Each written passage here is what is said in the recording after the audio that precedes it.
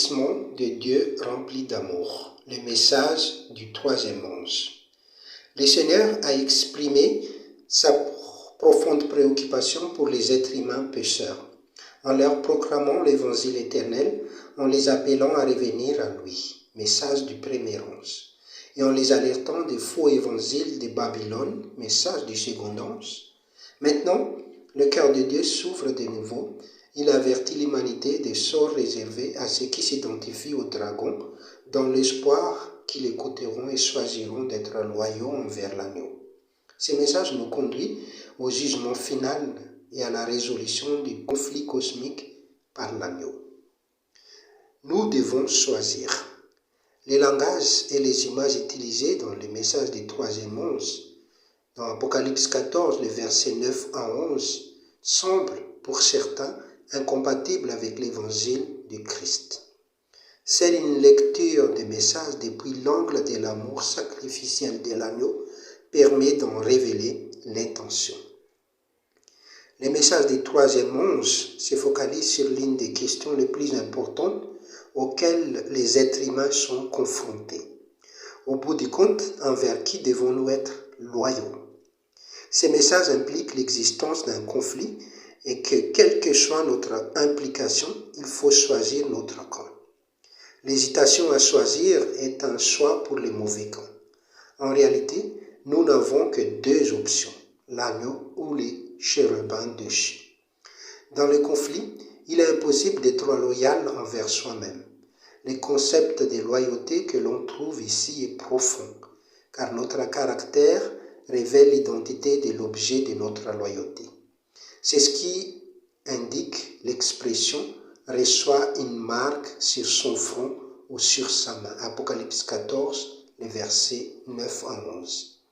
La loyauté envers les chérubins déchus laisse une empreinte visible dans nos vies. Porte le nom de la bête signifie que nous nous sommes identifiés au programme et aux ambitions des chérubins déchus et que par conséquent, nous lui appartenons.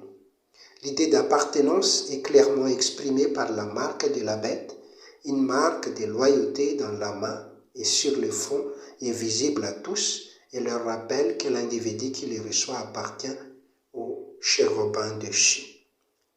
Cette marque est un symbole de l'autorité de l'objet de notre loyauté. En examinant l'histoire du christianisme apostat, nous découvrons un symbole d'autorité révélant la loyauté d'un individu dans les conflits, les dimanches. La prétention d'avoir l'autorité de changer la loi de Dieu est insurpassable.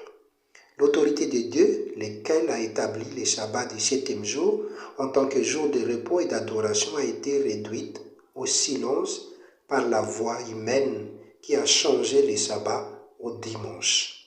Ainsi, la loi de Dieu jouera un rôle capital dans le conflit final. Remarquez les liens entre l'adoration et la marque de la bête dans Apocalypse 14, le verset 9. Si quelqu'un adore la bête et reçoit une marque. Ces deux éléments sont inséparables, puisque le dimanche est un jour d'adoration. S'y soumettre en eux-mêmes est en même temps un acte d'adoration. Ces faisant, deux commandements sont transgressés, le premier et le quatrième. Le dimanche devient une contrefaçon du sabbat, car ce dernier constitue les signes de l'autorité sanctifiante de Dieu. Le sort final des méchants consiste à faire l'expérience de la colère de Dieu. Nous sommes ici confrontés à ce que certains qualifient de sujets difficiles, un Dieu courroucé. Jean tente d'expliquer ce qu'il y en est en utilisant les métaphores du vin et du feu et du soufre. Ces images sont employées dans l'Ancien Testament pour décrire les jugements de Dieu contre ses ennemis. Dans Jérémie 25, les versets 15 à 28 par exemple, dans Psaume 11, le verset 6, et dans Genèse 19, le verset 24. Nous avons là un langage symbolique, car la colère de Dieu ne se boit pas littéralement d'une coupe. Dans ce cas, c'est le type de vin que les méchants boiront qui importe, car il exprime les points de la comparaison. Ces vins n'étaient pas mélangés à de l'eau, comme cela était courant, mais son pouvoir enivrant était augmenté par l'utilisation d'épices. Apocalypse 14, verset 10. Les méchants subiront la colère de Dieu, sans mélange de miséricorde. Il n'y aura pas de place pour la repentance. Apocalypse 22, le verset 11. La deuxième métaphore est celle du feu et du soufre. Les méchants seront tourmentés par le feu et le soufre ou par les soufres brûlants. Cette métaphore compare l'expérience de la colère de Dieu à la douleur que l'on ressent lorsque le corps entre en contact avec les soufres brûlants. La colère de Dieu est une expérience douloureuse. Les métaphores s'appuient également sur le fait que ce qui est détruit par le feu ne peut être récupéré. Il est détruit pour toujours. L'idée, c'est que la colère de Dieu aboutira à l'extinction finale des méchants, appelée la seconde mort. Apocalypse 20, les versets 6 et les versets 14. Ce feu est éternel, car ce qu'il brûle est détruit pour toujours. Il brûle jusqu'à ce qu'il ne reste plus rien. Ésaïe 34, le verset 9, 10, dans Jude 7 aussi. Tant que les méchants font l'expérience de la seconde mort, il n'y a pas de repos pour eux. Personne ne peut imaginer la mort douloureuse et définitive des méchants, car personne n'a encore fait l'expérience, sauf Jésus-Christ, lequel l'a subi pour que nous ne puissions y échapper. Par conséquent, lors du jugement final, personne ne devrait passer par la seconde mort, afin qu'il n'y a aucune raison valable pour que l'on subisse un tel sentiment. Une vision du jugement final centrée sur Christ doit se bronzer sur le jugement de Christ sur la croix. C'est en effet sur la croix qu'il a pris sur lui le jugement du monde. Jean 12, le verset 31. Qu'il a porté le péché du monde en tant que victime sacrificielle. Jean 1, le verset 29. Et qu'il a bu la coupe des jugements de Dieu prononcée sur l'humanité pécheresse. Jean 18, le verset 11.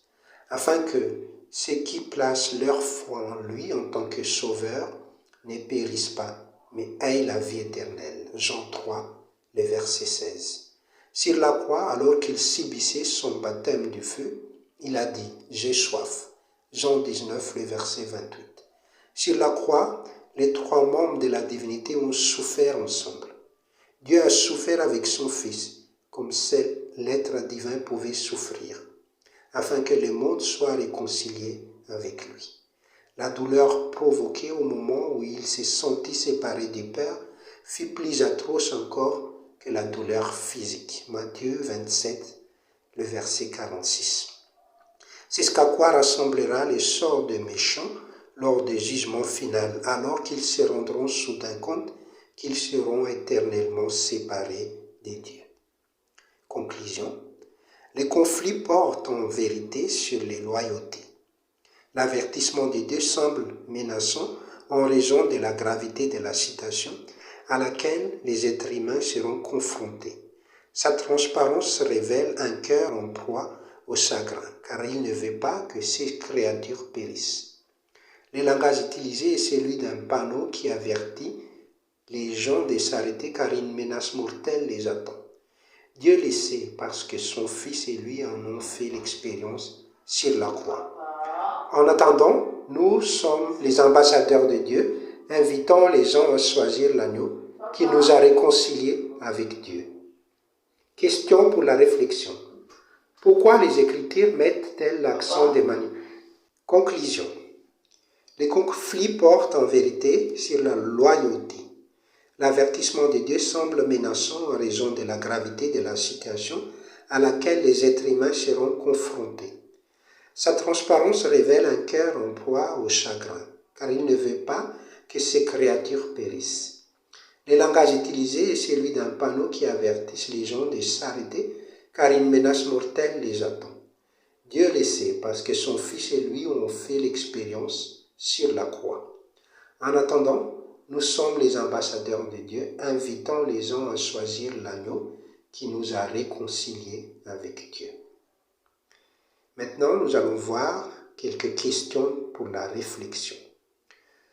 Pourquoi les Écritures mettent-elles l'accent de manière si frappante sur la destruction des méchants et du mal? Deuxième question.